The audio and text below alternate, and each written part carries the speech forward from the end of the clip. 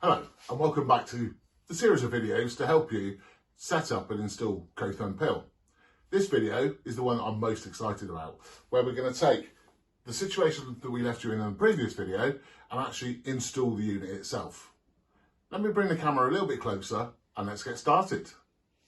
Okay, so let's see how easy this is to install. Initially, put all the cables out from where they've been stored in the PIL body and let's get going.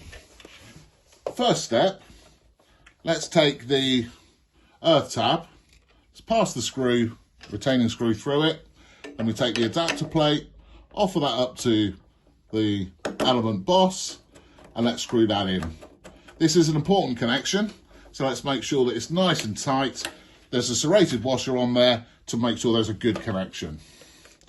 We then take the thermostat probe, we insert that into the thermostat pocket that's in the heating elements, and then we've got to make sure that we're nice and tight right down the bottom of the pocket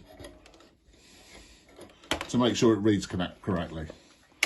We then take the electrical cables, we make off the neutral terminal, we make off the live one. See how easy that is, having it all pre-wired? We tuck in the excess cabling, offer it up to the retaining ring, clip it on, and we're there. How easy is that with all that pre-wiring done? We then have the blue click connector.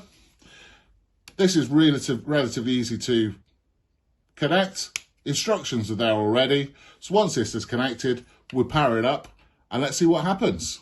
See you in the next video. For further information, continue to watch our YouTube videos or visit our website www.cothermpil.co.uk.